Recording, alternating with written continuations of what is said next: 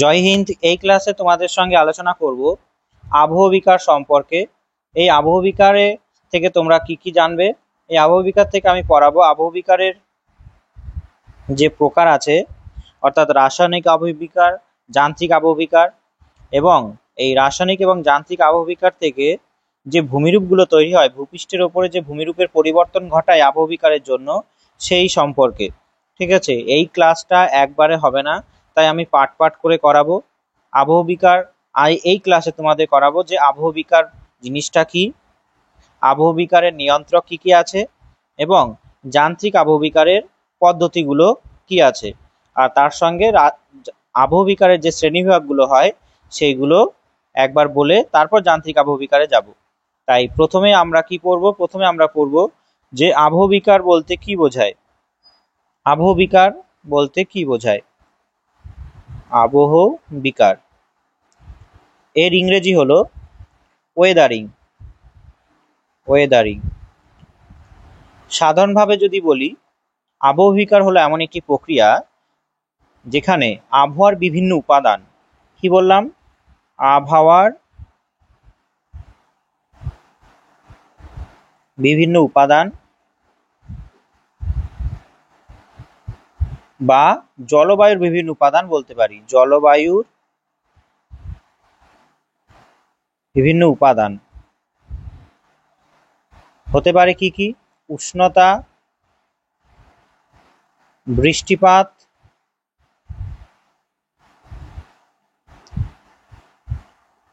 তারপরে আর্দ্রতা, বায়ুপ্রবাহ, আরো কিছু হতে পারে, সেগুলা লিখছি না, ইত্যাদি।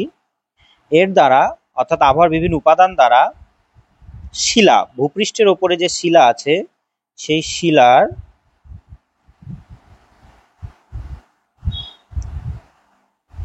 যান্ত্রিকভাবে চূর্ণ বিচূর্ণ হওয়া, অর্থাৎ যান্ত্রিকভাবে যদি শিলা চূর্ণ বিচূর্ণ হয়, শিলা শুধু ভেঙে যায়, এবং রাসায়নিক ভাবে বিয়োজিত হওয়াকে বোঝায়। মনে রাখবে যে আবহবিকার যে আবহাওয়ার বিভিন্ন উপাদান এবং জলবায়ুর বিভিন্ন উপাদান দ্বারাই হবে এমন নয়। এইগুলো, এই আবহবিকার শিলা চূর্ণ বিচূর্ণ হয়ে ভেঙে যাবে বা রাসায়নিকভাবে বিয়োজিত হবে, সেটা অন্য পদ্ধতিতেও হতে পারে। অন্য পদ্ধতি কি কি হতে পারে? অন্য পদ্ধতি হতে পারে যে চাপের হ্রাস বৃদ্ধি, চাপের হ্রাস বা বৃদ্ধি। শিলার উপর যদি চাপ এবং হ্রাস বৃদ্ধি এবং কমে যায়, বৃদ্ধি পায় বা কমে যায়, তবেও শিলা চূর্ণ বিচূর্ণ হতে পারে। 2, আমাদের পৃথিবীতে যে জীবজগৎ আছে, জীবজগৎ অ্যান্ড উদ্ভিদ জগৎ আছে, তার দ্বারাও শিলা কি হয়? চূর্ণ বিচূর্ণ হয়, মনে রাখবে। ঠিক আছে, এক, আবহাওয়ার বিভিন্ন উপাদান বা জলবায়ুর বিভিন্ন উপাদান, উষ্ণতা, বৃষ্টিপাত, আর্দ্রতা, বায়ুপ্রবাহ দ্বারা শিলা যদি যান্ত্রিকভাবে চূর্ণ বিচূর্ণ হয় এবং রাসায়নিকভাবে যদি বিয়োজিত হয়, তবে আবহবিকার বলবো। এছাড়াও চাপের হ্রাস বৃদ্ধি হলে এবং জীবজগৎ এবং উদ্ভিদ জগৎ দ্বারা শিলা চূর্ণ বিচূর্ণ হয়ে কি হয়? চূর্ণ বিচূর্ণ হয়ে হয় এবং আবহবিকার গ্রস্ত হয়। ঠিক আছে, অর্থাৎ এইখানে যে ওয়েদারিং শব্দটা আছে, ওয়েদারিং, এই ওয়েদারিং অর্থাৎ আবহাওয়ার দ্বারা বিকার। ঠিক আছে, আবহাওয়ার দ্বারা বিকার। বিকার মানে কি? শিলা পরিবর্তন হয়ে যাওয়া। অর্থাৎ ওয়েদারিং মানে কি? আবহাওয়া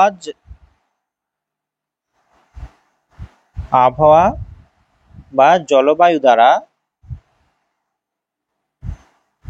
স্পেশালি হয় বলে আবহবিকার, তাই বলছে আবহাওয়া এবং জলবায়ু দ্বারা শিলার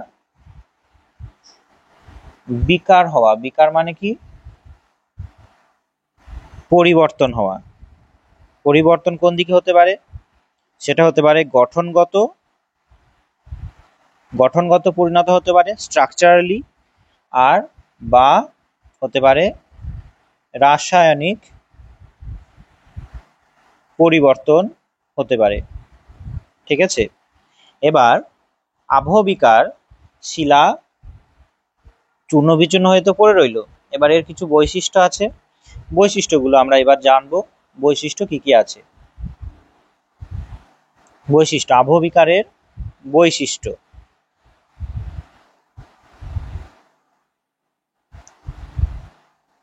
তোমাদের আমি বলেছি যে সিলেবাস ভিত্তিক আমি ক্লাস নেব, তাই তোমরা চ্যানেলটা ফলো করতে পারো তোমাদের প্রস্তুতি আরো ভালো করে করার জন্য। ঠিক আছে, বেশ। সিলেবাস ভিত্তিক ক্লাস, আমি প্র্যাকটিক্যাল ক্লাস নেওয়া শুরু করেছি এবং এটা শুরু করেছি জিওমরফোলজি অর্থাৎ ভূমিরূপবিদ্যা। ঠিক আছে, বেশ। বৈশিষ্ট্য হিসাবে আমরা বলতে পারি আবহবিকারের যে শক্তি, আবহবিকারের যে শক্তি সেটা কি? আবহবিকার শক্তি, শক্তি যদি বলি, শক্তি, শক্তি হলো এটা একটা কি? আবহবিকার শক্তি কোথা থেকে পায়? আর একটা কথা বলে রাখি, এই যে আবহবিকার যেটা আমরা পড়ছি আজকে, আবহবিকার কিন্তু পৃথিবী পৃষ্ঠের ওপরে হচ্ছে, তাই এটা কি একটা বহির্জাত প্রক্রিয়া। মনে রাখবে, আবহবিকার একটা কি? বহির্জাত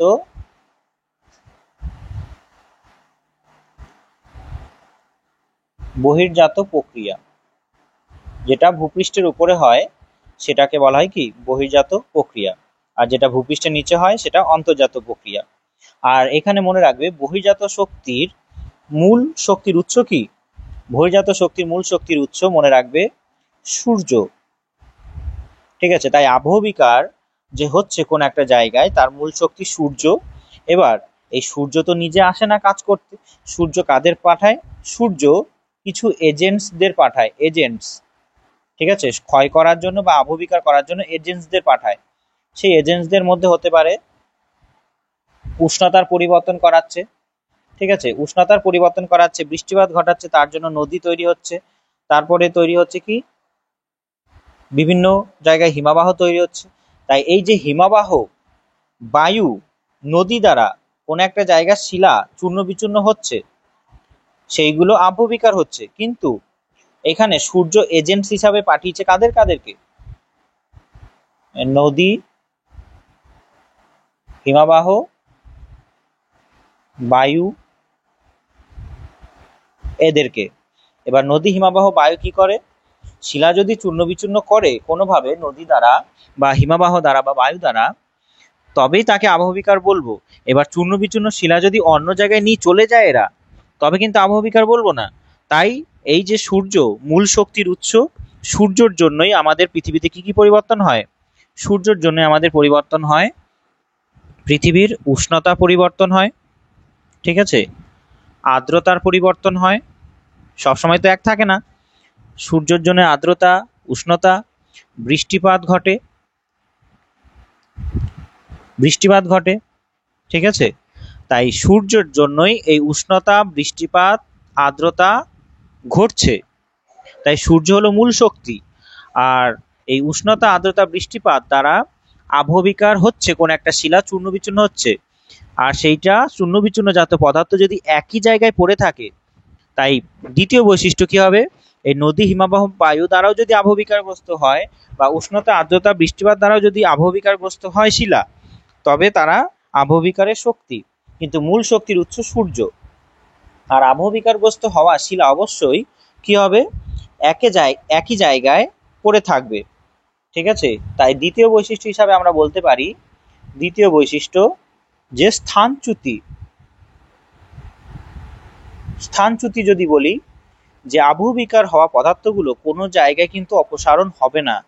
ঠিক আছে, আবহবিকার জাত পদার্থের কোনো জায়গায় কিন্তু অপসারণ হবে না, তাই স্থানচ্যুতি কোথাও হবে না।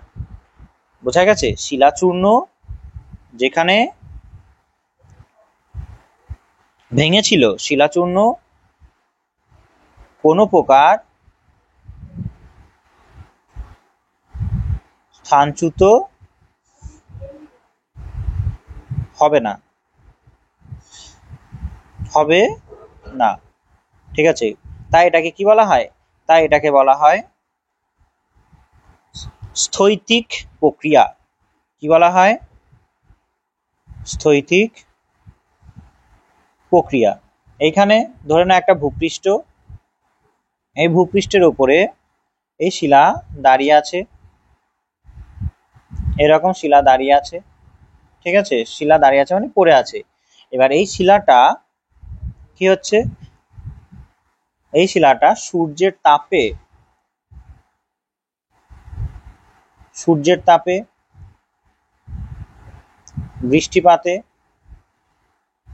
বায়ু প্রবাহের দ্বারা কোনো না কোনোভাবে যান্ত্রিকভাবে এবং রাসায়নিকভাবে ভেঙে যাচ্ছে, ঠিক আছে।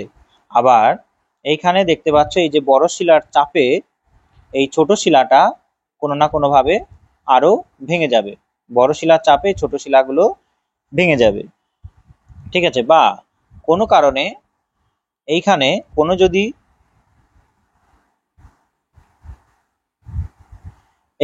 কোনো যদি গাছ জন্মায়, ঠিক আছে, গাছ জন্মায় এই বরাবর গাছের শেকড় অনেক দূর পর্যন্ত শিলার ভেতরে ঢুকে যায়। সেই কারণে কি হচ্ছে? সেই কারণে এই গাছের শেকড় ঢুকে যাওয়ার কারণে শিলা ফাটিয়ে দিচ্ছে। এরপরে শিলা কি হয়ে গেল? শিলা তার পূর্বের যে অবস্থা ছিল সেখান থেকে পরিবর্তিত হয়ে এরকম ক্ষুদ্র ক্ষুদ্র টুকরো টুকরো হয়ে পড়ে রইল, ঠিক আছে, ক্ষুদ্র ক্ষুদ্র টুকরো টুকরো হয়ে পড়ে রইল, ঠিক আছে। এইখানেই পড়ে রইল, কোথাও কিন্তু যাবে না। তখন সেটাকে বলবো কি? আবহবিকার, ঠিক আছে। আবহবিকার। মনে রাখবে পৃথিবীতে যান্ত্রিক আবহবিকারও কোনোভাবে একভাবে সক্রিয় থাকে না এককভাবে, বা রাসায়নিক আবহবিকারও একভাবে সক্রিয় থাকে না। তাই যান্ত্রিক এবং রাসায়নিক জীবজগতের কার্যকলাপ, মানুষের কার্যকলাপ, উদ্ভিদের কার্যকলাপ প্রায় প্যারালালি চলতে থাকে, একসঙ্গেই চলতে থাকে, ঠিক আছে। পার্টিকুলার ভাবে যান্ত্রিক ভাবেও হয় না সহজে, পার্টিকুলার ভাবে রাসায়নিক ভাবেও হয় না, পার্টিকুলার ভাবে উদ্ভিদ ছাড়াও হয় না। অর্থাৎ সবকটা একসঙ্গে করে একসঙ্গে যদি যখন চলে আসে তখন শিলা চূর্ণ বিচূর্ণ হয়ে সেইখানেই ফেলে রাখে। তাই এটাকে কি বলা হয়? তাই এটাকে বলা হয় স্থৈতিক প্রক্রিয়া। কোথাও যাবে না, এই শিলাগুলো কোথাও যাবে না। বোঝা গেছে? এইটাই হলো আমাদের কি? আবহবিকার, ঠিক আছে। মানুষ কি করে করে? মানুষ, তোমরা জানো যে মানুষ পাহাড়ে গিয়ে কি করে? পাহাড়ে ডিনামাইট ফাটায়, ডিনামাইট ফাটিয়ে পাহাড়ে রাস্তা বানায়, মানুষ লাঙ্গল দেয় জমিতে, তখনও শিলা কোনো না কোনোভাবে ভেঙে যায়। তারপর ছোট বড় কুকুর আছে, কুকুর কি করে? নিজে তার পাথরের ওপরে আঁচড় কাটে। তারপরে পেইরি কুকুর, এরা পাথরের মধ্যে গর্ত করে। ইঁদুর আছে, ছুঁচো আছে, পিঁপড়ে আছে, এরা কি করে? শিলায় ছোট ছোট ছিদ্র করে বাসস্থান তৈরি করে। সেই কারণে শিলাটা কি হবে? ভেঙে যাবে, ঠিক আছে, ভেঙে গিয়ে সেই জায়গায় পড়ে থাকবে। গাছের পাতা যখন শিলার উপরে পড়ে তখন হিউমিক অ্যাসিড তৈরি করে, গাছের পাতাটা পচে গেলে হিউমিক অ্যাসিড তৈরি করে। সেই হিউমিক অ্যাসিড গুলো শিলাকে টুকরো টুকরো করে কি হয়? ভেঙে দেয় এবং রাসায়নিকভাবে বিয়োজিত করে দেয়। বোঝা গেল? বেশ, তাহলে এখানে মনে রাখবে যে রাসায়নিক বা যান্ত্রিক দুটো কোনো রকম একা একা কার্যকর হবে না, দুটো একসঙ্গে মিলে কার্যকর হবে, বা উদ্ভিদও সেখানে কিছুটা হলেও ভূমিকা রাখবে। বোঝা গেছে? 2 নম্বর বৈশিষ্ট্য আমরা বললাম স্থৈতিক প্রক্রিয়া, এটা একটা। 3 নম্বর বৈশিষ্ট্য কি হবে? 3 নম্বর বৈশিষ্ট্য মনে রাখবে, 3 নম্বর বৈশিষ্ট্য হলো যে সময়কাল। সময়কাল, সময়কাল এখানে কিন্তু একদিনে হয়ে যাবে এমন নয়, এটা দীর্ঘদিন যাবত যেতে যেতে এই কাজটা সম্পন্ন হবে। তাই এটা কি? খুবই ধীর গতি, খুবই ধীর গতি। এই প্রক্রিয়াটা কি? খুবই ধীর গতিতে সম্পন্ন হয়, ঠিক আছে। এই প্রক্রিয়াটা কি হয়? খুবই ধীর গতিতে সম্পন্ন হয়। বোঝা গেছে? আর একটা কথা, এখানে আর একটা বৈশিষ্ট্য, 4 নম্বর বৈশিষ্ট্য আমরা বলতে পারি যে ভূত্বক যেটা নিচের অংশ ছিল সেটা কি হয়? বাইরে বেরিয়ে আসে, বাইরে বেরিয়ে আসে। ভূত্বক অর্থাৎ ভূপৃষ্ঠের নিচের অংশ শিলা যখন চূর্ণ বিচূর্ণ হয়ে যায় তখন ভূত্বকের ভেতরের অংশ বাইরে বেরিয়ে আসে। ঠিক আছে, তাই আমরা বলতে পারি মূল শিলাস্তর ভূপৃষ্ঠে কি হয়, ভূপৃষ্ঠে উন্মুক্ত হয়, ভূপৃষ্ঠে বাইরে বেরিয়ে আসে। কেমন করে? এই যে দেখতে পাচ্ছ যে এই অংশটায় যে আবহবিকার হলো, এই অংশটায় আবহবিকার যেটা হলো, এই শিলাগুলো যেটা একটা স্তর তৈরি করলো, এই স্তরটাকে মনে রাখবে রেগোলিথ। এই স্তরটাকে বলা হয় কি? রেগোলিথ। অর্থাৎ রেগোলিথ বলতে কি বোঝায়? আবহবিকার জাত পদার্থগুলো চূর্ণ বিচূর্ণ হয়ে ভূপৃষ্ঠের উপরে একটা নির্দিষ্ট লেয়ার তৈরি করলো। রেগোলিথ কি একটা লেয়ার তৈরি করলো কোথায়? ভূপৃষ্ঠের উপরে, এটাকে বলা হয় রেগোলিথ। এবার এই রেগোলিথ গুলো প্রাকৃতিক শক্তি হিসাবে এখানে আমরা বলতে পারি যে নদী, হিমবাহ, বায়ু এরা কি করবে? এইগুলোকে যখন সরিয়ে দেবে, এইখান থেকে যখন সরিয়ে দেবে, এই জায়গাগুলো থেকে যখন সরিয়ে দেবে, তখন কি হবে? নিচের যে ভূপৃষ্ঠটা ছিল, এই যে ভূপৃষ্ঠটা ছিল, এই নীলকালির যেটা আঁকলাম, সেই ভূপৃষ্ঠটা কি হলো? বাইরে বেরিয়ে এলো। ভূপৃষ্ঠটা বাইরের বেরিয়ে এলো, উন্মুক্ত হয়ে গেল। তাই বলা হয় মূল শিলাস্তর ভূপৃষ্ঠে উন্মুক্ত হয়ে যায়। তবে মূল শিলাস্তর, এই যে এটা মূল শিলাস্তর ছিল, এটা মূল শিলাস্তর ছিল, এই যে এই অংশটা মূল শিলাস্তর ছিল। মূল শিলাটা কি হলো? বাইরে বেরিয়ে এলো। ঠিক আছে, বেশ। এরপর আছে কি আরেকটা বৈশিষ্ট্য আমরা বলতে পারি। আরেকটা বৈশিষ্ট্য কি হলো? শিলার যে পরিবর্তন। শিলা তো চূর্ণ বিচূর্ণ হলো, শিলা তো চূর্ণ বিচূর্ণ হলো, চূর্ণ বিচূর্ণ হলো, এইটাকে বলা হয় কি? শিলার ভৌত পরিবর্তন। শিলার কি হলো? এটা ভৌত পরিবর্তন। শিলার ভৌত পরিবর্তন যেটা হয় সেটা সাধারণত বলা হয় কি? যান্ত্রিক আবহবিকারের দ্বারাই। মনে রাখবে, যান্ত্রিক আবহ বিকার দ্বারাই কি হয়? শিলার ভৌত পরিবর্তন হয়। আর যান্ত্রিক আবহবিকার কার কার দ্বারা হয়?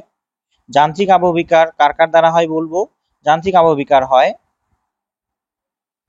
এক, উষ্ণতা যদি হ্রাস বৃদ্ধি হয়, উষ্ণতা যদি কমা বাড়া করে, হ্রাস বৃদ্ধি হয়। ঠিক আছে, আর চাপের পরিবর্তন হলে, চাপ মানে শিলাস্তরের বা শিলার উপরের চাপ যদি হ্রাস বৃদ্ধি হয়,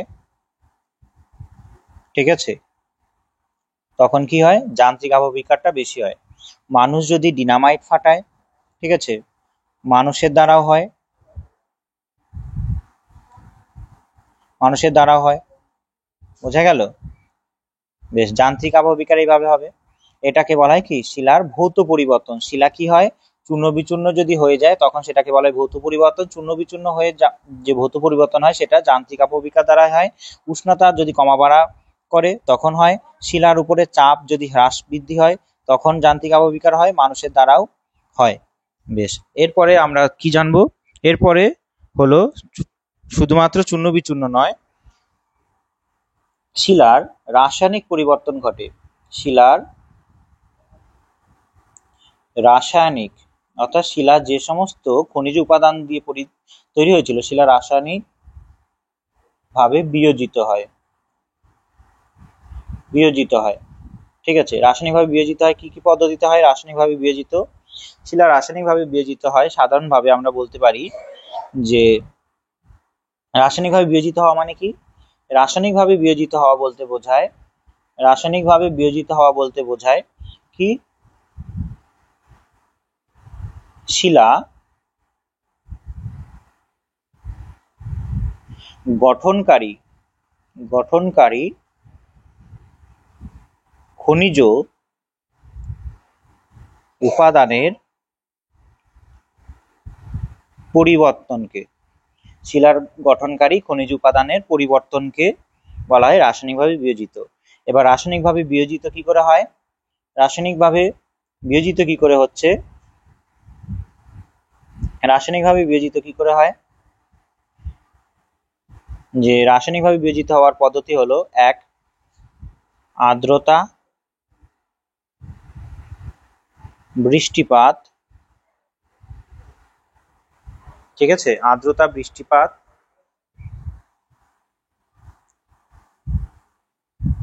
জলীয় বাষ্প এবং জল সংযোগ যদি শিলা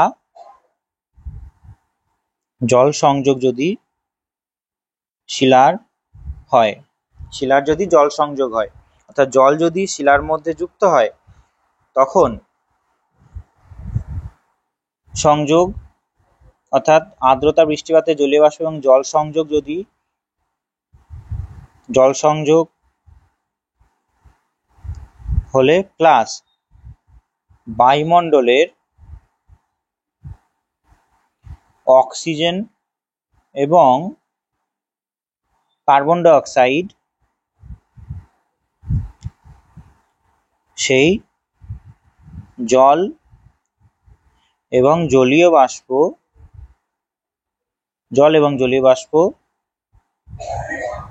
সঙ্গে মিশে জল এবং জলীয় বাষ্পের সঙ্গে মিশে এই কার্য সম্পন্ন করে।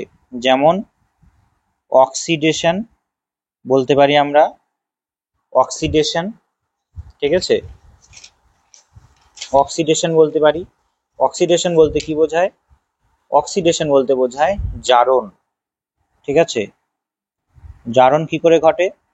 জারণ ঘটে H2O প্লাস O2 যখন মিশবে তখন কি তৈরি করবে? H2O এবং O2 যখন মিশবে তখন তৈরি করবে H2O এবং O2 মিশে লোহা সমৃদ্ধ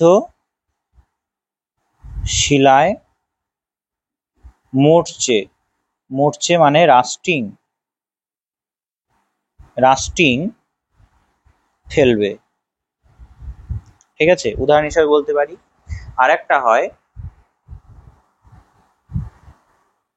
আর একটা কি, এটা হলো একটা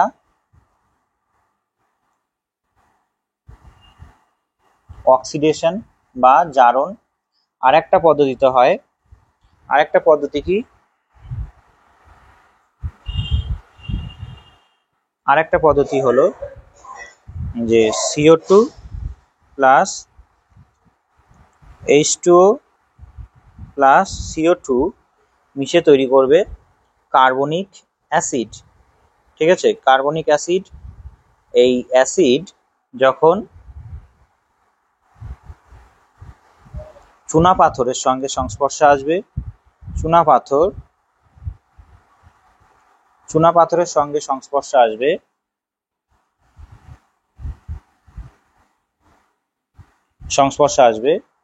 তখন রাসায়নিকভাবে শিলা বিয়োজিত করবে, ঠিক আছে। এই যে চুনা পাথরের সঙ্গে জল এবং কার্বন ডাই অক্সাইড মিশে যে শিলা বিয়োজিত করলো, চুনাপাথর জাতীয় শিলা বিয়োজিত করলো,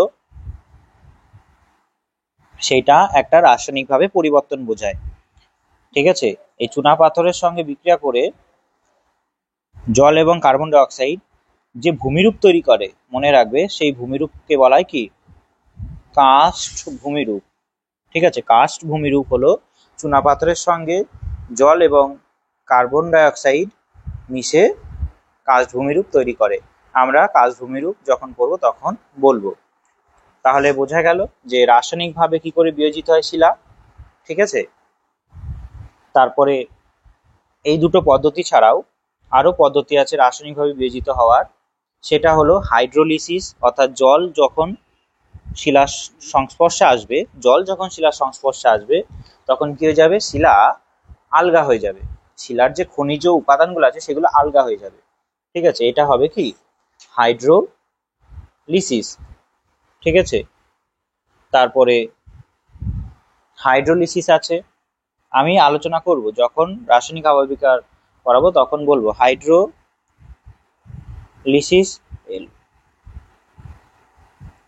তারপর হাইড্রেশন। ঠিক আছে, এই পদ্ধতি দ্বারাও শিলা রাসায়নিকভাবে কি হয়, শিলা রাসায়নিকভাবে বিয়োজিত হয়।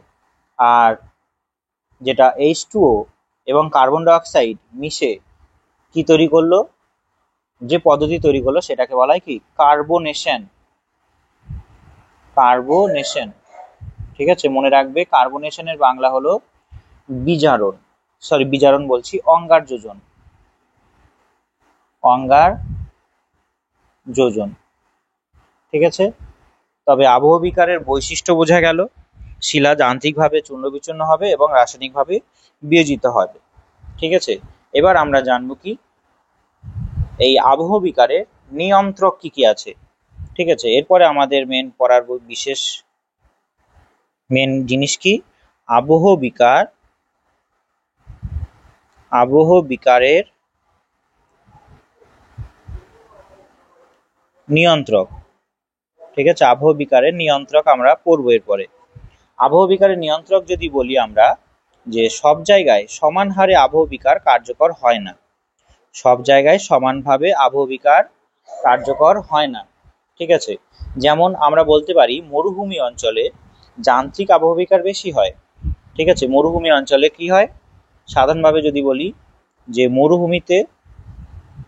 মরুভূমি যান্ত্রিক আবহবিকার বেশি হবে, যান্ত্রিক আবহবিকার বেশি হবে। যান্ত্রিক আবহবিকারের ইংরেজি হবে মেকানিক্যাল ওয়েদারিং। মেকানিক্যাল ওয়েদারিং মরুভূমিতে বেশি হবে।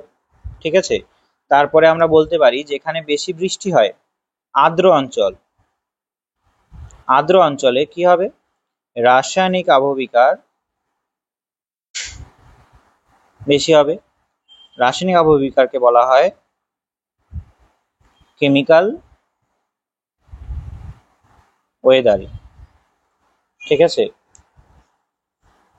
তাই এখানে মনে রাখতে হবে যে আবহবিকার জলবায়ুর বিভিন্ন উপাদান দ্বারা নিয়ন্ত্রিত হয়। কারণ মরুভূমিতে কি হয়, মরুভূমিতে উষ্ণতা বেশি, মরুভূমিতে কি বেশি, উষ্ণতা বেশি, তাই না, মরুভূমিতে উষ্ণতা বেশি, মরুভূমিতে উষ্ণতা বেশি থাকার কারণে কি হয়, সেখানে দিন রাতে প্রচন্ড উষ্ণতার পার্থক্য তৈরি হয়, দিন রাতে প্রচন্ড উষ্ণতার পার্থক্য তৈরি হয়। অর্থাৎ দিনে মরুভূমিতে ধরে নাও হয়ে যায় 35 ডিগ্রির ওপরে, রাত্রিবেলা আবার সেটা কমে হয়ে যায় প্রায় 20 ডিগ্রি। ঠিক আছে, দিয়ে শিলাটা কি হয়, শিলা তো তাপের কুপরিবাহী, শিলা তাপের কুপরিবাহী, তাই কি হয়, শিলা যখন উষ্ণতা পায় তখন প্রসারণ হয়, আবার রাত্রিবেলা যখন তাপ বিকিরণ হয়ে যায় বা ঠান্ডা হয় তখন আবার সংকোচন হয়। এইরকম ভাবে শিলার ভেতরে একটা তাপীয় ঢাল তৈরি হয়, সেই তাপীয় ঢাল শিলাকে রাসায়নিক যান্ত্রিকভাবে ভেঙে টুকরো টুকরো করে দেয় ধীরে ধীরে। ঠিক আছে, তাই আমরা আবহবিকারের নিয়ন্ত্রক হিসাবে উষ্ণতাকে বলতে পারি। ঠিক আছে, তাই আমরা পরপর বলবো। তাহলে মরুভূমিতে কি করে হয় বোঝা গেল। আর আর্দ্র অঞ্চলে যেহেতু বৃষ্টিপাত বেশি হয়, বৃষ্টির জলের সঙ্গে কার্বন ডাই অক্সাইড এবং অক্সিজেন মিশে যায়, বৃষ্টি যখন বায়ুমণ্ডল ভেদ করে আসে তখন কি হয়, সেই অক্সিজেন মিশ্রিত জল যখন কোনো একটা লোহা সমৃদ্ধ শিলায় পড়ে তখন কি হয়, তখন শিলাটা যে মরচে পড়ে। আর যখন কার্বন ডাই অক্সাইড মিশ্রিত জল কোনো চুনাপাথরযুক্ত শিলায় পড়ে বা জিপসাম জাতীয় শিলায় পড়ে তখন শিলাটা কি হয়, দ্রবীভূত হয়ে যায়, দ্রবীভূত হয়ে যায় মানে বিয়োজিত হয়ে যায়। ঠিক আছে, তাই আমরা বলতে পারি যে আর্দ্র অঞ্চলে রাসায়নিক আবহবিকার কি হয়, আর্দ্র অঞ্চলে রাসায়নিক আবহবিকার ভালো হয়। ঠিক আছে, আর একটা আমরা বলতে পারি যে মেরু অঞ্চলে, মেরু অঞ্চল, মেরু যেখানে প্রচন্ড ঠান্ডা পড়ে, ঠিক আছে। মেরু অঞ্চলে আর একটা কন্ডিশন মনে রাখতে হবে যে দিনে দিনে 0 ডিগ্রি টেম্পারেচারের একটু বেশি হয়ে যায়, ঠিক আছে। আর রাত্রিবেলা, এটা দিন, আর রাত্রিবেলা কি হয়, রাত্রিবেলা 0 ডিগ্রি টেম্পারেচারের 0 ডিগ্রি সেন্টিগ্রেড উষ্ণতার কমে যায় রাত্রিতে, যার ফলে দিনের বেলায় শিলার ভেতরে জল ঢুকে যায়। এরকম একটা শিলার ফাটল আছে, এরকম একটা শিলার ফাটল, এই ফাটলে দিনের বেলায় কি হয়, জল ঢুকে যায়, দিনের বেলায় জল ঢুকে যায়, ঠিক আছে। দিনের বেলায় জল ঢুকে যায়, কিন্তু রাত্রিবেলা তো উষ্ণতা অনেক কমে গেছে, তাই এই জলটা কি হয়ে যায়, বরফ, বরফ হয়ে যাওয়ার কারণে, জল আয়তনে বরফ হয়ে গেলে, ঠিক আছে, জল যদি বরফ হয়ে যায় তখন আয়তন বরফের কি হয়, বেড়ে যায়, জলের থেকে আয়তন বেড়ে যায়। সেই কারণে শিলাকে দুই সাইড থেকে কি দেবে, দুই সাইড থেকে এরকম করে চাপ দেবে, ঠিক আছে, তখন শিলাটা কি হবে, ভেঙে যাবে। তাই মেরু অঞ্চলে হিমবাহের কার্য চলে। তাই মেরু অঞ্চলে কি কার্য চলে, হিমাবাহের বা হিমাবাহ বলবো না, সরি, হিমাবাহ বলাটা ঠিক হবে না, তুষারের কাজ বা ফ্রস্ট অ্যাকশন, ঠিক আছে। মেরু অঞ্চলে কি জন্য হলো, মেরু অঞ্চলে হলো যে বরফ হয়ে যাচ্ছে রাত্রিবেলা, দিনের বেলায় জল হয়ে যাচ্ছে, দিয়ে শিলার উপর ক্রমাগত চাপ লাগছে, তখন শিলাটা কি হয়ে যাচ্ছে, ভেঙে যাচ্ছে।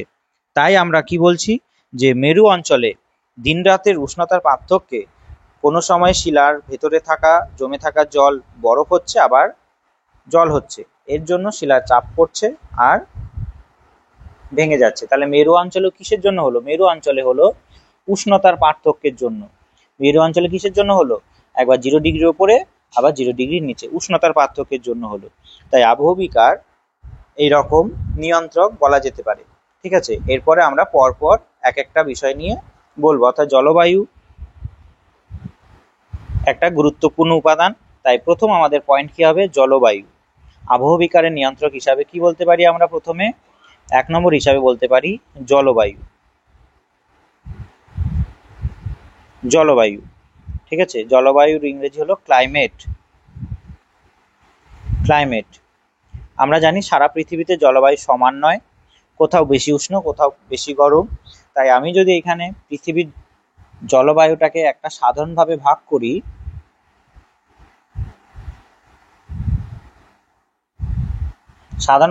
করি, নিরক্ষরেখা বরাবর পৃথিবী সব থেকে বেশি বৃষ্টি হয়, ঠিক আছে।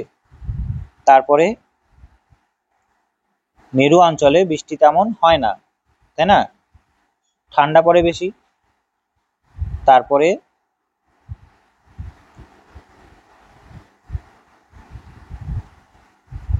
নাতিশীতোষ্ণ মণ্ডল আছে, তাই আমরা বলতে পারি 0 ডিগ্রি থেকে 30 ডিগ্রি উষ্ণতা একটু বেশি, ঠিক আছে, এটা কি উষ্ণমণ্ডল বলা হয়। তারপরে 30 ডিগ্রি থেকে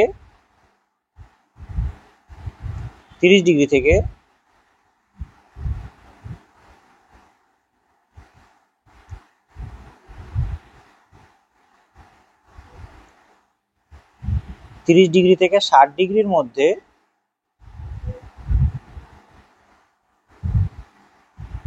উষ্ণতা, না শীত না গরম, তাই তো। তাই সেটা কি হবে, নাতিশীতোষ্ণ মণ্ডল বলা হয়। নাতিশীতোষ্ণ, এটা 60 ডিগ্রি, এটা 60 ডিগ্রি, এটা 90 ডিগ্রি, এটা 90 ডিগ্রি। তাহলে এইখানে এই যে লাল অংশটা, উষ্ণতা পৃথিবীর সব থেকে বেশি লাল অংশতে, তাই না। তাই এটা কি পৃথিবীর উষ্ণমণ্ডল। তারপরে কি আছে, তারপরে আছে না ঠান্ডা না গরম, এটা হলো নীল অংশটা হলো নাতিশীতোষ্ণ মণ্ডল, ঠিক আছে, 30 থেকে 60। আর এইখানে প্রচণ্ড ঠান্ডা পড়ে, তাই এটা কি হিমমণ্ডল 90°। ঠিক আছে, তাহলে আমরা বলতে পারি 0° থেকে 30° উষ্ণমণ্ডল। 30° থেকে সাধারণ ভাগ, এটা সাধারণ ভাগ উভয় গোলার্ধে এটা নাতিশীতোষ্ণ মণ্ডল।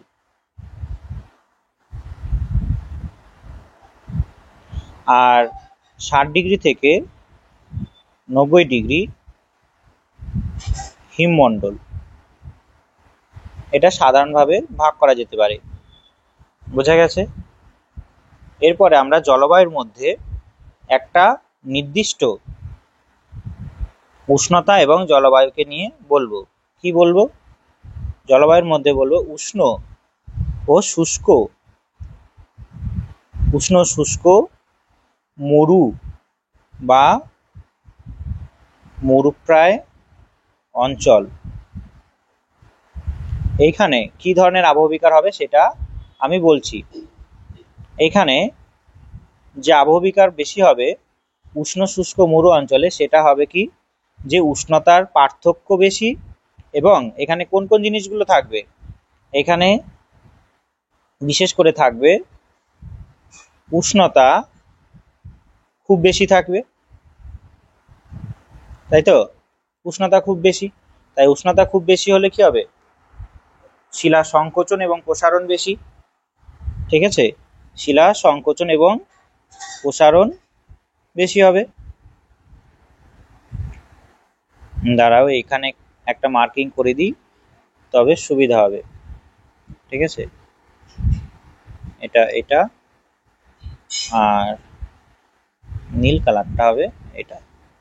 বেশ, এবার উষ্ণ শুষ্ক মরু অঞ্চলে উষ্ণতা খুব বেশি, আর মরুভূমি বলেছে উষ্ণতা তো বেশি হবেই, আবার উষ্ণতার দিন রাতের উষ্ণতার পার্থক্য দিন রাত খুব বেশি।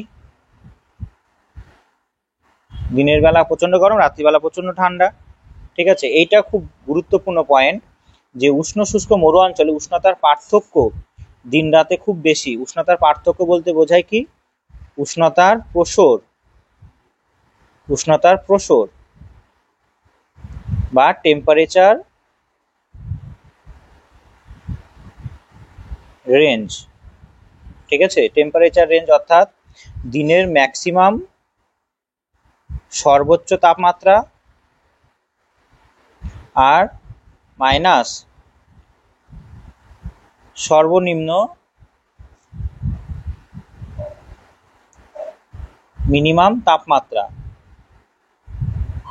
করলেই আমরা পেয়ে যাব। ম্যাক্সিমাম হয়েছিল দিনের বেলা 40°, রাত্রিবেলা হয়েছিল 20° সেন্টিগ্রেড। উষ্ণতার প্রসর কত হবে? উষ্ণতার প্রসর হবে 20° সেন্টিগ্রেড। এইরকম করে দিন রাতে উষ্ণতার পার্থক্যের জন্য এখানে সব থেকে বেশি কোন আবহবিকার হবে? যান্ত্রিক আবহবিকারটা বেশি হবে।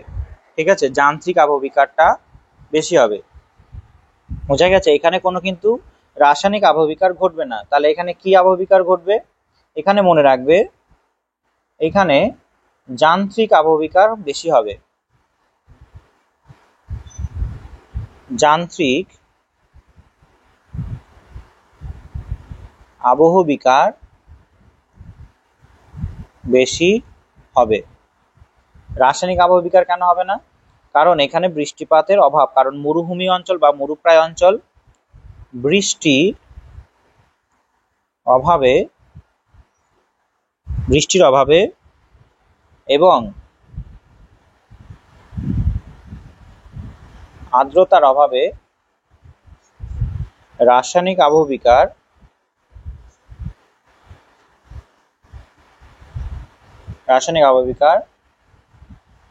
হবে না।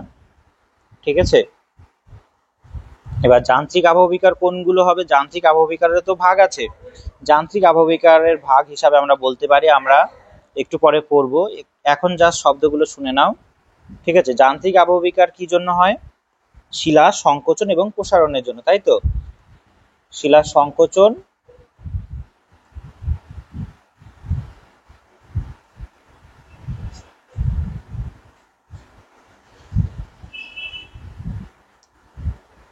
শিলার কি হবে? শিলার সংকোচন হবে যখন ঠান্ডা হবে, ঠান্ডার জন্য, আর প্রসারণ হবে উষ্ণতার জন্য। ঠিক আছে, এবার শিলা সংকোচন হচ্ছে ঠান্ডার জন্য, প্রসারণ হচ্ছে উষ্ণতার জন্য। আর এটা মনে রাখবে যে শিলা তাপের কুপরিবাহী, শিলা তাপের কুপরিবাহী, সেই কারণেও শিলা কি হয়ে যাবে, সেই যে সংকোচন প্রসারণটা সহ্য করতে পারবে না, তখন ভেঙে যাবে। ঠিক আছে, ভেঙে টুকরো টুকরো হবে। বোঝা গেল? বেশ, তবে আবহবিকারের এই নিয়ন্ত্রকটা তো বোঝা গেল। এবার এইখানে যান্ত্রিক আবহবিকার কোন কোন বিষয়গুলো হবে মনে রাখবে।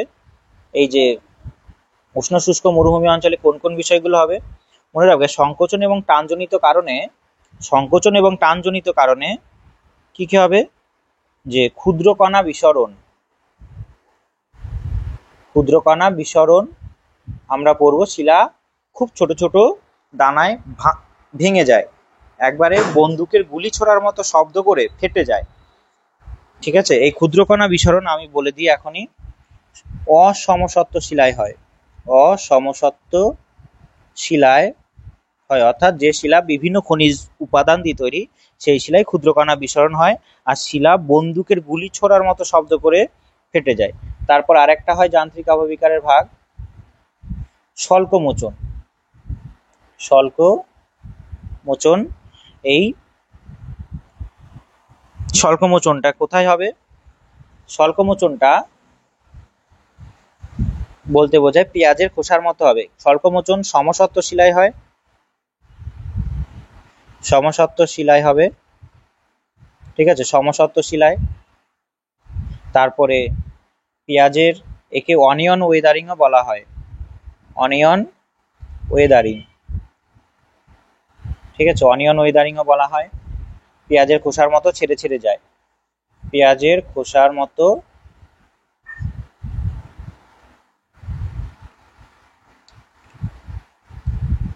ছেড়ে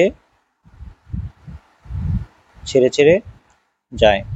ঠিক আছে, তারপরে আমরা এটাও বলতে পারি কোন শিলায় বেশি হবে। এখানে মনে রাখবে যে স্বল্পমোচন সব থেকে বেশি হবে গ্রানাইট শিলায়। স্বল্পমোচন কোন শিলায় বেশি হবে? গ্রানাইট এবং নিস শিলায়। ঠিক আছে, গ্রানাইট পরীক্ষায় আসার মতো, কিন্তু গ্রানাইট এবং নিস শিলায় স্বল্পমোচন বেশি হয়, মোচন বেশি হয়। ঠিক আছে, গ্রানাইট এবং নিস শিলায় স্বল্পমোচন বেশি হয়। আর এখানে একটু আগে বললাম যেটা ক্ষুদ্র কণা বিসরণ, সেটা কোথায় হবে? সেটা বিষম সত্ত্ব শিলা হবে। বিভিন্ন উপাদান দিয়ে যে শিলা তৈরি, সেখানে হয়। হতে পারে বেলে পাথরে হতে পারে। ঠিক আছে, মনে রাখবে বেলে পাথরে হতে পারে, বেলে পাথরে হতে পারে ক্ষুদ্র কণা বিসরণ, বেলে পাথর। ঠিক আছে, বেশ। এরপরে আর কি আবহবিকার হয় এই মরু ও মরুপ্রায় অঞ্চলে? এখানে হয় মনে রাখবে লবণের কেলাসীকরণ। লবণ কেলাসীকরণ যখন হয়, লবণ কেলাসীকরণে যখন যে আবহবিকারটা হচ্ছে, সেটাও এখানে হবে। ঠিক আছে, বোঝা গেল বিষয়টা? লবণ কেলাসীকরণ মানে বলতে চাইছে যেখানে দেখা গেল যে জল, মরুভূমিতে তো লবণাক্ত বেশিরভাগই মাটি, তাই জলের যখন শুকিয়ে যায় তখন লবণ তৈরি হয়ে যায়, শিলার উপরে লবণ তৈরি হয়ে যায়। সেই লবণের জন্য শিলার যদি ফাটল বা চূর্ণ বিচূর্ণ হয়, সেটাকে বলছে লবণ কেলাসীকরণ। লবণ, ছোট ছোট লবণ তৈরি হয়ে যায় শিলার ভেতরে জল শুকিয়ে গিয়ে। ঠিক আছে, তবে আমাদের মরু এবং মরুপ্রায় অঞ্চলে কি ধরনের আবহবিকার হয় হয়ে গেল। এরপরে আছে বি জলবায়ুটা হলো ক্রান্তীয় আর্দ্র মৌসুমী, ক্রান্তীয় আর্দ্র মৌসুমী জলবায়ু। শোনো, আমি এইখানে আবহবিকারের নিয়ন্ত্রকটা করিয়ে নিয়েই ক্লাসটা শেষ করব, যা অনেকটা লম্বা হয়ে গেছে। দেখো, পড়াতে 45 মিনিট হয়ে গেছে, তাই আবহবিকারের নিয়ন্ত্রণগুলো পড়ালাম। এর পরের ক্লাসেই আমরা পড়ব যান্ত্রিক আবহবিকারের পদ্ধতি এবং যান্ত্রিক আবহবিকারের প্রকার। ঠিক আছে, দেখো এখানে বললাম যে যে রাসায়নিক আবহবিকার তেমন হয় না, কিন্তু মনে রাখবে যে কোনো সময় মরুভূমিতেও কিছু কিছু সময় বৃষ্টি হয়, তাই রাসায়নিক আবহবিকার খুব সামান্য হয়। তাই এটাও মনে রাখবে যে পৃথিবীতে কখনো কখনো রাসায়নিক আবহবিকার বা যান্ত্রিক আবহবিকার একা বা এককভাবে হয় না। ঠিক আছে, তাই কিছু না কিছু ভাবে রাসায়নিক আবহবিকার হতেই পারে।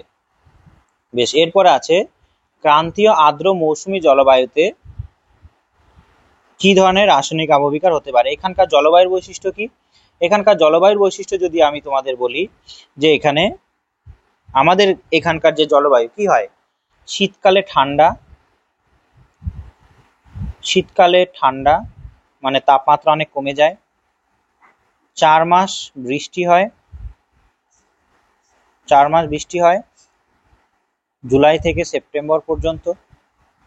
আর বাদবাকি সময় তারপরে আমরা বলতে পারি যে মার্চের 15 তারিখ থেকে জুনের 15 তারিখ পর্যন্ত আমাদের উষ্ণতা অনেকটা বেশি থাকে, অর্থাৎ উষ্ণতা অনেক বেশি গ্রীষ্মকাল, তাই না? গ্রীষ্মকাল থাকে। আর বাদবাকি সময় উষ্ণতা কি থাকে, না ঠান্ডা না গরম। বাদবাকি সময় শীতকাল কখন হয়? শীতকাল হয় ডিসেম্বর 15 তারিখ থেকে মোটামুটি মার্চের 15 তারিখ পর্যন্ত। ঠিক আছে, এটা হলো আমাদের জলবায়ু বা ক্রান্তীয় আর্দ্র মৌসুমী জলবায়ুর বৈশিষ্ট্য। এবার এই জলবায়ুতে দেখো 4 মাস বৃষ্টি হচ্ছে, তবে 4 মাস যদি বৃষ্টি হয়, বৃষ্টির জলের সংস্পর্শে আসবে শিলা। এবার বৃষ্টির জলের সংস্পর্শে আসলে তাহলে 4 মাস যদি বৃষ্টি হয় তাহলে এই সময় অনেকটা আর্দ্র, তখন শিলা কি হবে? শিলা আর্দ্রতার সংস্পর্শে আসবে। আর্দ্রতার সংস্পর্শে এলে শিলায় কি হবে? রাসায়নিক আবহবিকার হবে। তাই এখানে রাসায়নিক আবহবিকার হবে।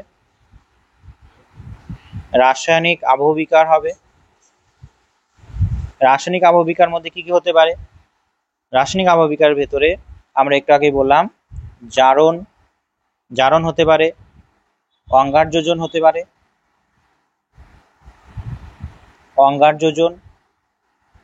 তারপরে হতে পারে দ্রবণ, তারপরে হতে পারে আর্দ্র বিশ্লেষণ। ঠিক আছে, রাসায়নিক আবহবিকার সবকটাই হতে পারে। এরপরে বৃষ্টির সময় তো রাসায়নিক আবহবিকার হলো, কিন্তু এই সময় দেখো মার্চের 15 থেকে জুনের 15 তারিখ পর্যন্ত উষ্ণতাও বেশি থাকে, গ্রীষ্মকাল থাকছে। তখন কি হবে? তখন আবার কিছুটা হলেও যান্ত্রিক আবহবিকার হবে। ঠিক আছে, যান্ত্রিক আবহবিকারের যে ভাগগুলো আছে সেইগুলোর মধ্যে সবকটাই হতে পারে। তাই এখানে আমাদের ক্রান্তীয় এবং আর্দ্র মৌসুমী জলবায়ুতে কি হবে? বৃষ্টিপাত বেশি হচ্ছে, তার জন্য রাসায়নিক আবহবিকার হচ্ছে। আবার গ্রীষ্মকাল থাকছে 3 মাস, সেই সময় যান্ত্রিক আবহবিকারও হচ্ছে। তাই এখানে দুটোই প্যারালালি চলছে, অর্থাৎ যান্ত্রিক প্লাস রাসায়নিক। ঠিক আছে, যান্ত্রিক প্লাস রাসায়নিক দুটোই হচ্ছে, যান্ত্রিক আবহবিকার প্লাস রাসায়নিক আবহবিকার দুটোই হচ্ছে। বোঝা গেছে? ঠিক আছে, উদাহরণ হিসাবে আমরা বলতে পারি, দেখো এখানে উদাহরণটা দেয়া হয়নি, এখানে উদাহরণ হিসাবে আমরা বলতে পারি কোথায় হতে পারে? পৃথিবীর যে সমস্ত মরুভূমি অঞ্চল আছে সেখানে দেখা যেতে পারে। মরুভূমি কোথায় কোথায় আছে? যেখানে আছে সেখানেই মরুভূমি। পৃথিবীর অবশ্যই উষ্ণ মরুভূমিতে, ঠিক আছে, পৃথিবীর শীতল মরুভূমিও আছে, পৃথিবীর উষ্ণ মরুভূমিতে এটা হবে। আর ক্রান্তীয় আর্দ্র মৌসুমী জলবায়ু কোথায় দেখা যায়? উদাহরণ হিসাবে আমরা বলতে পারি ভারত, বাংলাদেশ, মায়ানমার। আর যেখানে আর্দ্র জলবায়ু, ক্রান্তীয় আর্দ্র মৌসুমী জলবায়ু আছে সেখানে, অর্থাৎ স্পেশালি ভারত, বাংলাদেশ, এবং মায়ানমারেই দেখা যায়। ঠিক আছে, এরপরে আছে আমরা যাব কি নিরক্ষীয় জলবায়ু। সি নিরক্ষীয় জলবায়ু। ঠিক আছে, এই নিরক্ষীয় জলবায়ুতে কি হবে, জলবায়ুটা আমি বলে নিই। নিরক্ষীয় জলবায়ুর বৈশিষ্ট্য হবে এক, এখানে উষ্ণতার প্রসার কম, প্রচুর বৃষ্টিপাত হয়, প্রচুর বৃষ্টি। ঠিক আছে, প্রচুর বৃষ্টি বলে রাখি, পরিচলন বৃষ্টি, পরিচলন বৃষ্টি যাকে ইংরেজিতে বলে কনভেকশনাল রেনফল, কনভেকশনাল রেনফল। ঠিক আছে, প্রচুর বৃষ্টি অর্থাৎ কনভেকশনাল রেনফল হয়, প্রচুর পরিচলন বৃষ্টি বা কনভেকশনাল রেনফল হয়। ঠিক আছে, সেই কারণে উষ্ণতা প্লাস আর্দ্রতা দুটোই থাকে, আর উষ্ণতাও ভালোই থাকে। উষ্ণতা সকাল থেকে দুপুর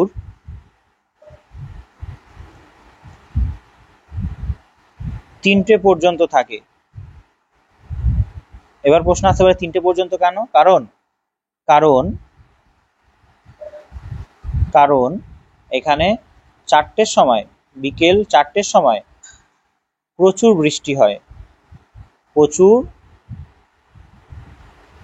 বৃষ্টি হয়, যেমন আমাদের এখানে কালবৈশাখী ঝড়ের পরে রাত্রিবেলা ঠান্ডা হয়ে যায়, তেমনই ওইখানে ডেলি কালবৈশাখী ঝড়ের মতোই বৃষ্টি হয়। সেই কারণে 4টের সময় বৃষ্টি হয়, যাকে 4 o'clock রেন বলে। এই 4 o'clock রেন বলার কারণে 4 o'clock রেন বলছে। ঠিক আছে, 4 o'clock রেন বলছে। এই যে এই বৃষ্টির জন্য এক রাসায়নিক আবহবিকারও হচ্ছে, এই প্রচুর বৃষ্টি হচ্ছে তার জন্য রাসায়নিক আবহবিকারও হয়, আবার উষ্ণতা সকাল থেকে দুপুর পর্যন্ত থাকে বলে উষ্ণতার জন্য যান্ত্রিক আবহবিকারও হয়। ঠিক আছে, কিন্তু এখানে সব থেকে বেশি মনে রাখবে, সব থেকে বেশি যদি বলে কোনটা হয়, রাসায়নিক আবহবিকার, তাহলে সব থেকে বেশি কোনটা হবে? সব থেকে বেশি রাসায়নিক আবহবিকার বেশি হবে, রাসায়নিক আবহবিকার বেশি হবে। ঠিক আছে, রাসায়নিক আবহবিকার বেশি হবে, বোঝা গেছে? বেশ, আবার এইখানে প্রচুর বৃষ্টি হয় বলে এবং উষ্ণতাও ভালো থাকে বলে গাছ, মনে রাখবে গাছ মানে ঘন বনভূমি তৈরি হয়েছে। প্রচুর বৃষ্টি হয় বলে ঘন বনভূমি তৈরি হয়েছে। এই ঘন বনভূমি তৈরি হলে কি হবে? এই ঘনভূমি তৈরি হয়েছে সেই কারণে পাতা, ডালপালা শিলার উপর পড়ে,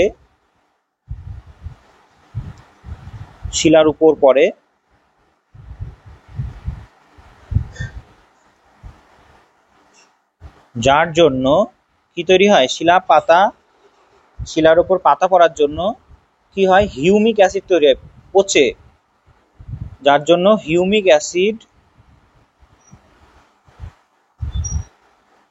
অ্যাসিড তৈরি হয়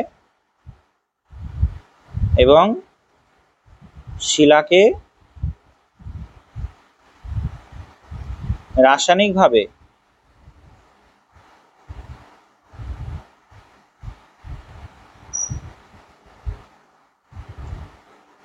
বিয়োজিত করে। ঠিক আছে, রাসায়নিকভাবে বিয়োজিত করে। তবে এখানে কি পেলাম?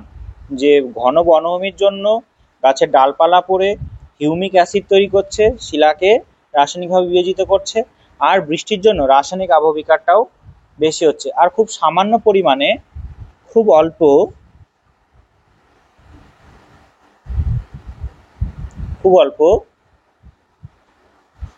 যান্ত্রিক আবহবিকারও হয়। ঠিক আছে, যান্ত্রিক আবহবিকার কি করে হয়, যে খুব অল্প যান্ত্রিক আবহবিকারও হয়। কি করে হয়, যে এত বড় বড় উদ্ভিদ সেই উদ্ভিদগুলো কোনো শিলার ভেতর দিয়ে যদি তার রুট বা শেকড় চলে যায় তখন শিলাকে ভেঙে দেয়। ঠিক আছে, কোথায় কোথায় হয়, তবে যান্ত্রিক আবহবিকার কার দ্বারা হতে পারে, যান্ত্রিক আবহবিকার অনেক পশু পাখিও তো থাকে, এখানে জীববৈচিত্র্য সব থেকে বেশি। এইখানে নিরক্ষীয় অঞ্চলে সারা পৃথিবীর ক্রান্তীয় বৃষ্টি অরণ্য বলা হয়। ঠিক আছে, নিরক্ষীয় জলবায়ুকে এভারগ্রিন ফরেস্ট, ঠিক আছে, ট্রপিক্যাল রেন ফরেস্ট, তারপরে ক্রান্তীয় বলছি নিরক্ষীয় চিরসবুজ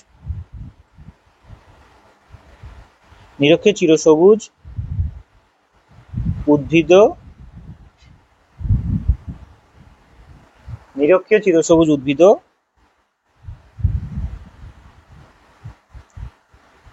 বলা হয়।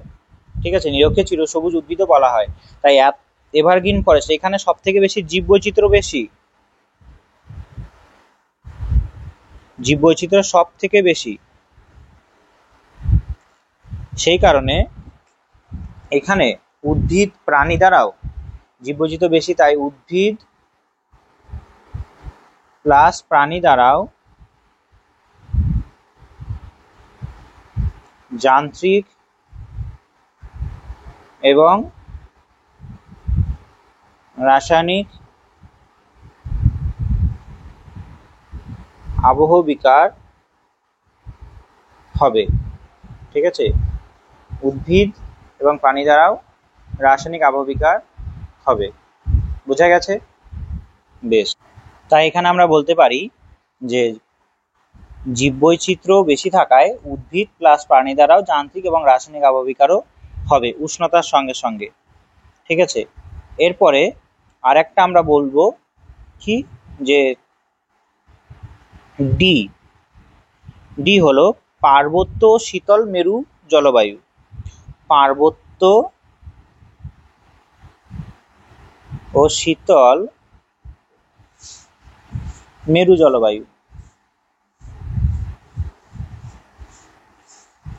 পার্বত্য এবং শীতল মেরু জলবায়ুতে কি হবে, যে এই জায়গাটা দিনের বেলায় কখনো কখনো উষ্ণতা হিমাঙ্কের ওপরে চলে যায়, আবার কখনো কখনো হিমাঙ্কের নিচে চলে যায়। ঠিক আছে, এখানে উষ্ণতা কি হবে, দিন রাতের উষ্ণতার পার্থক্য অনেকটা বেশি হবে। দিন রাত্রে উষ্ণতা হিমাঙ্কের ওপর নিচ ওঠানামা করবে, ওপর নিচ ওঠানামা করে। তাই একটু আগে বলেছিলাম, সেই কারণে কি হয়, যে কোন একটা শিলা, এরকম শিলাস্তরে যদি ফাটল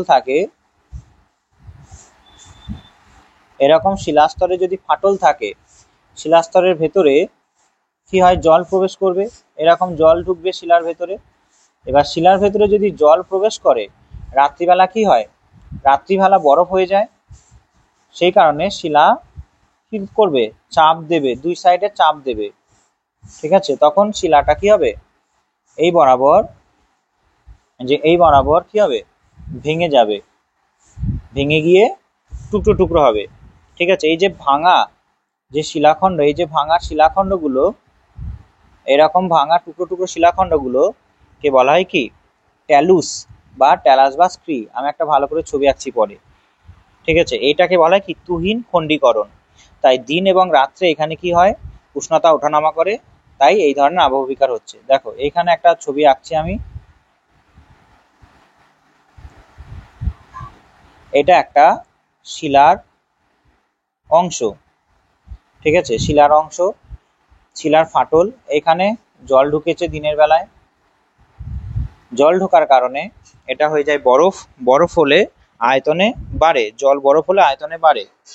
এবার বরফে যদি আয়তনে বাড়ে, আয়তনে রাত্রিবেলা যখন আয়তনে বাড়বে তখন দুপাশে এরকম করে চাপ দেবে, চাপ দেওয়ার কারণে এটা কি হয়ে যাবে, এইটা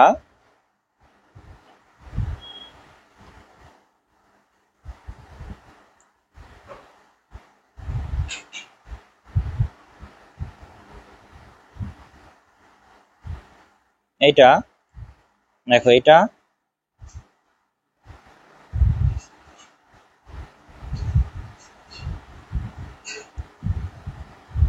এই অংশটা, এই অংশটা এই যে শিলার এই বরাবর ভেঙে যেতে পারে, ঠিক আছে, এই বরাবর ভেঙে গেছে, এই বরাবর ভেঙে যাওয়ার কারণে এই বরাবর ভেঙে গেছে। আর এটা কেমন করে আছে, এইখানে এরকম আছে, এটাও এই বরাবর ভেঙে গেছে, ভেঙে যাওয়ার কারণে এইভাবে আছে। এইভাবে কি হয়, বরফের চাপে শিলা ভেঙে যায়, এটাকে বলা হয় কি তুহিন খণ্ডীকরণ।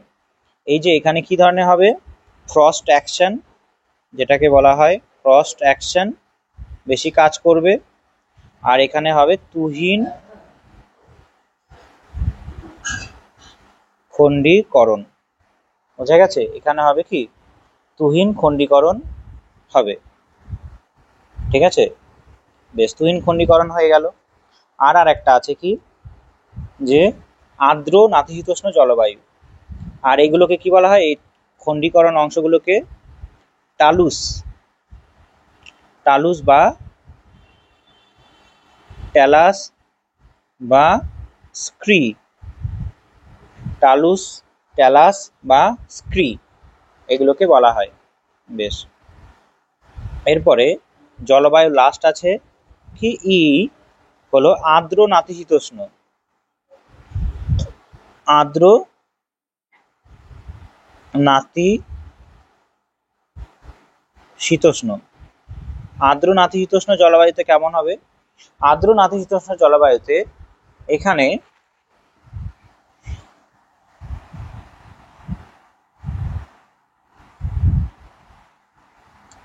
আর্দ্র নাতিশীতোষ্ণ জলবায়ুতে রাসায়নিক আবহবিকার এবং যান্ত্রিক আবহবিকার দুই হবে। এখানে কি হলো, এই যে পার্বত্য শীতল অঞ্চলে যেটা হলো সেটা কিন্তু রাসায়নিক আবহবিকার নয়, এখানে হয়ে গেল কি যান্ত্রিক আবহবিকার হলো এখানে, ঠিক আছে। আর এখানে আর্দ্র নাতিশীতোষ্ণ জলবায়ুতে কি হবে, এখানে যেহেতু তাপমাত্রা এবং বৃষ্টিপাত মাঝারি, তাপমাত্রা এবং বৃষ্টিপাত মাঝারি, সেই কারণে এখানে বৃষ্টির জল প্লাস উষ্ণতা প্লাস সরলবর্গীয় স্বাভাবিক উদ্ভিদ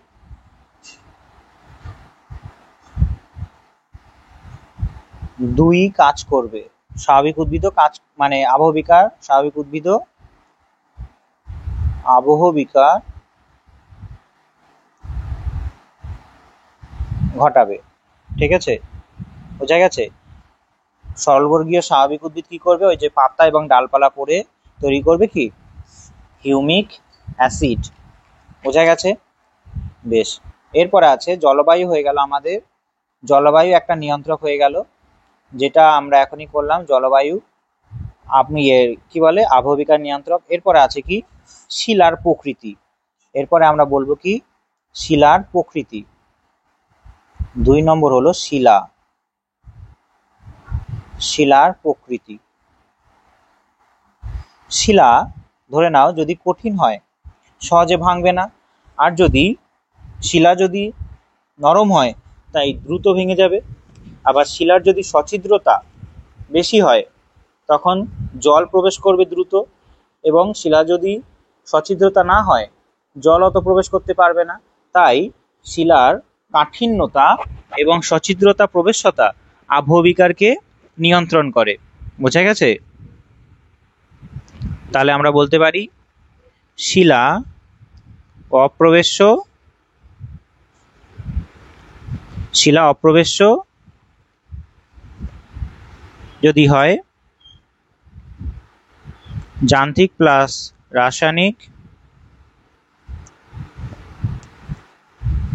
আবহবিকার ধীরে হবে। ঠিক আছে, কারণ অপ্রবেশ্য মানে কি, জল সহজে প্রবেশ করছে না, তাই শিলাকে কি বলছে, অপ্রবেশ্য বলছে। ঠিক আছে, বেশ। আর আছে কি, আর আমরা বলতে পারি, যেমন হতে পারে, উদাহরণগুলো বলে দিই, যেমন ব্যাসাল্ট এবং গ্রানাইট অনেকটা শক্ত, জল প্রবেশ করতে পারে না সহজে। ঠিক আছে, আবার মোটা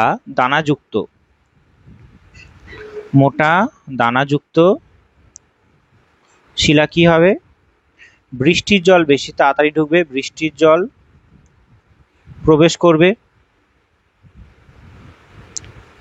যার ফলে রাসায়নিক আবহবিকার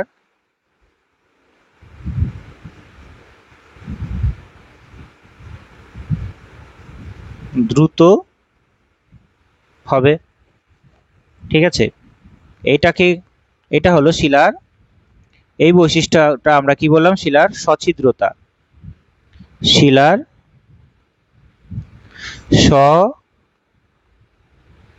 সছিদ্রতা। ঠিক আছে, বোঝা গেছে, বেশ। এরপরে আছে শিলার কাঠিন্য দিয়ে, বি হলো শিলার কাঠিন্য।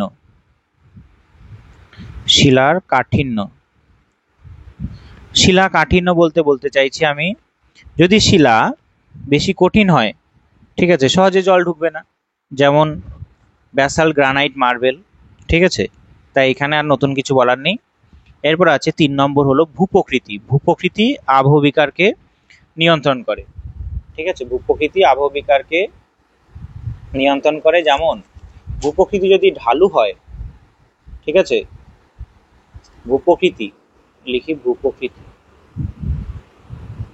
ভূপ্রকৃতি একটা নিয়ন্ত্রক, তার মধ্যে ঢাল, প্রথম ভাগ হলো ঢাল।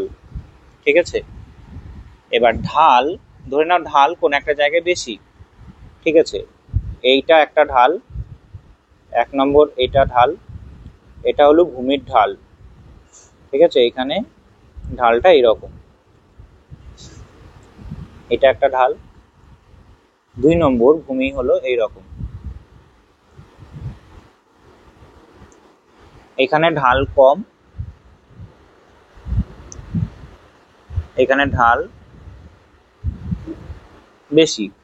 যদি বৃষ্টিপাত হয়, বৃষ্টির জল, এই ঢাল কমে কি হবে, ঢাল কম থাকার জন্য জল দাঁড়িয়ে থাকবে,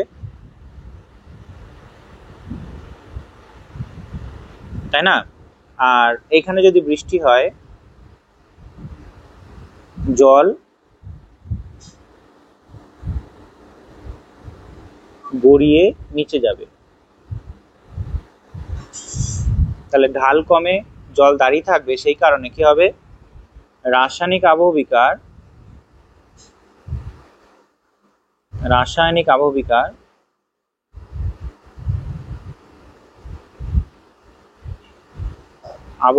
কি হবে, ভালো,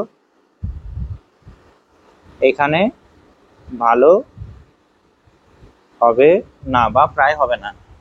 ঠিক আছে, বোঝা গেছে, বেশ। এটা হলো ঢাল দিয়ে। 2 নম্বর অর্থাৎ বি হলো উচ্চতা। এবার ধরে নাও একটা আমি আঁকছি এখানে উচ্চতা দিয়ে, এটা উঁচু পাহাড়ি অঞ্চল, এটা হলো সমুদ্র তল, এটা সমভূমি, এটা মালভূমি, এটা পাহাড়ি অঞ্চল। ঠিক আছে, এটা সমুদ্র তল থেকে এটা প্রায় 5 কিমি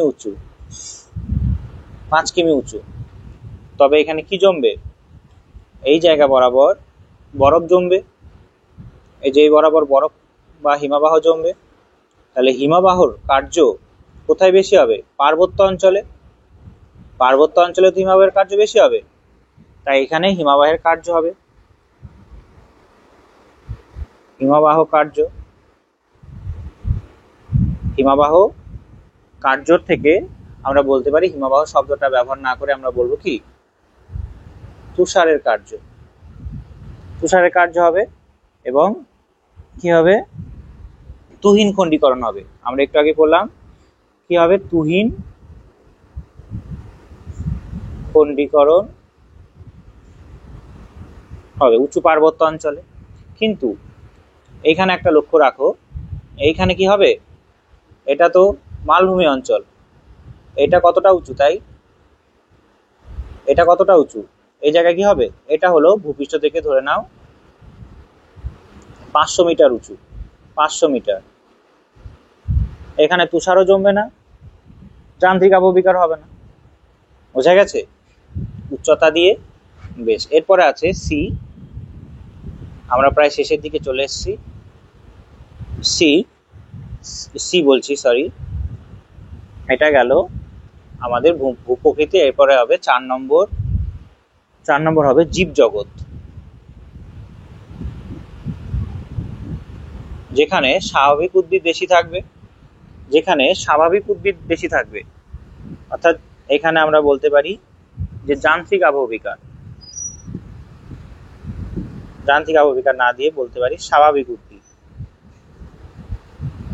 স্বাভাবিক উদ্ভিদ যেখানে বেশি, সেখানে কি হবে? স্বাভাবিক উদ্ভিদ যেখানে বেশি, যেখানে বেশি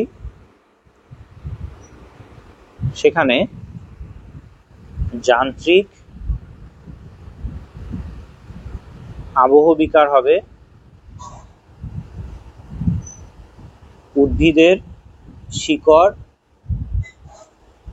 এর চাপে প্লাস উদ্ভিদের পাতা পচে হিউমিক অ্যাসিড তৈরি করবে। হিউমিক অ্যাসিড তৈরি করবে, যা রাসায়নিক আবহবিকার ঘটাবে।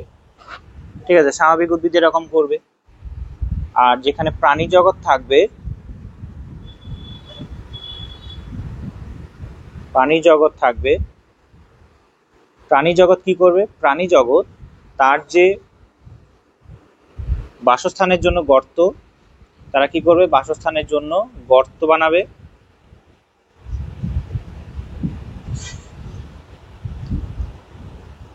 বাসস্থানের জন্য শিলায় গর্ত তৈরি করবে। গর্ত প্লাস তাদের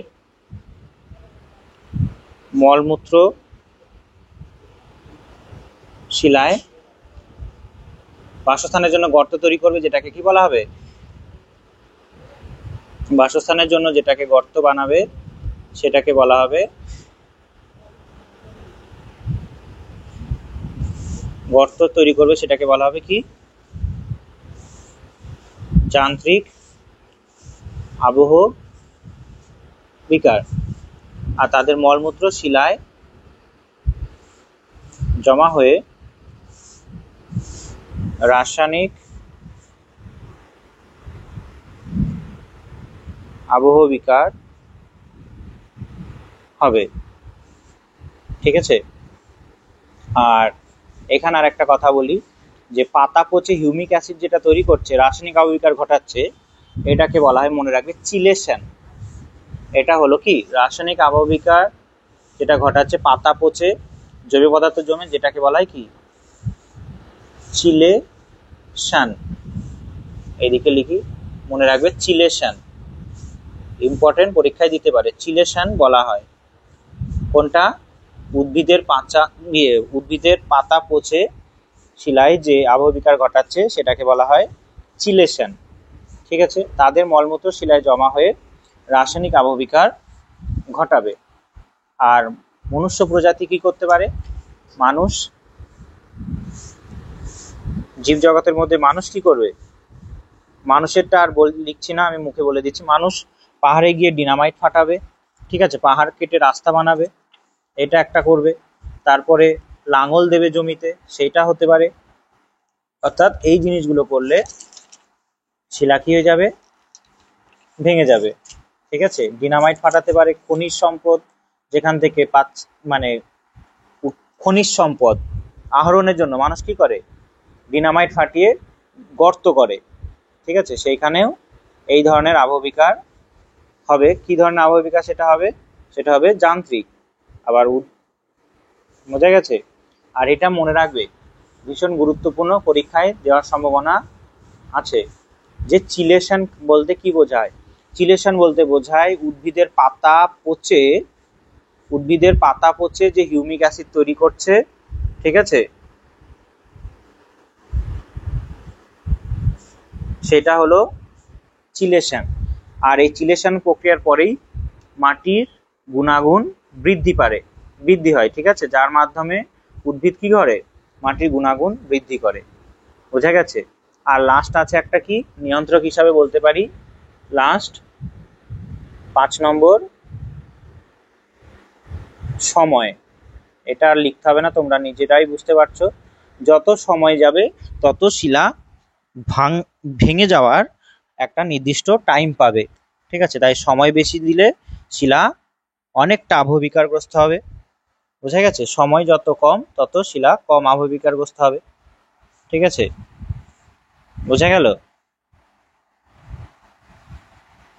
সময় বেশি, অর্থাৎ সময়ের সঙ্গে আবহবিকারের সম্পর্ক কি, সময়ের সঙ্গে আবহবিকারের সম্পর্ক, সময়টা হলো ডিপেন্ডেন্ট ভ্যারিয়েবল এক্স, আর ওয়াই হলো আবহবিকার। যত সময় বাড়বে আবহবিকারও তত বাড়বে, ঠিক আছে। এটা হলো আবহবিকারের সঙ্গে সম্পর্ক, যত সময় বেশি আবহবিকারও বেশি হবে। আর গুরুত্বপূর্ণ একটা শব্দ বললাম, চিলেশন, মনে রাখবে। উদ্ভিদের পাতা পচে যে জৈব পদার্থ তৈরি করছে, ঠিক আছে, আর সেই জৈব পদার্থ থেকেই কি করে, উদ্ভিদ খাদ্যগুণ গ্রহণ করে। একবার লিখিয়ে দিই, ভালো হবে। উদ্ভিদের পাতা পচে জৈব পদার্থ তৈরি করছে,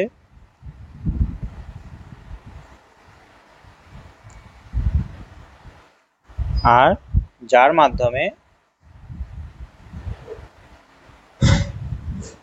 উদ্ভিদ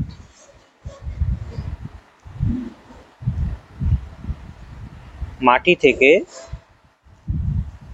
খাদ্যগুণ মানে নিউট্রিয়েন্ট গ্রহণ করছে, ঠিক আছে। চিলেশনের ইংরেজি হলো, এইটাই হবে CHELATION, চিলেশন, ঠিক আছে। এরপরে আমরা কি পড়বো, যান্ত্রিক আবহবিকারের নিয়ন্ত্রক, যান্ত্রিক আবহবিকারের অর্থাৎ আবহবিকারের শ্রেণীবিভাগ পড়বো। আবহবিকার শ্রেণীবিভাগের মধ্যে যান্ত্রিক, রাসায়নিক এবং জৈব আবহবিকার, সেগুলো পড়বো। অর্থাৎ আরো 3টে ক্লাস বা 2টো ক্লাসের মাধ্যমে আবহবিকারের অংশটা শেষ হয়ে যাবে, ঠিক আছে। তোমাদের জন্য প্র্যাকটিক্যাল ক্লাস করিয়েছি আজকে স্কেল থেকে, তোমরা সেই প্র্যাকটিক্যাল ক্লাস দেখতে পারো। তবে আজকের জন্য এইটুকুই, ভালো থাকবে, দেখা হচ্ছে পরের ক্লাসে। জয় হিন্দ, জয় ভারত।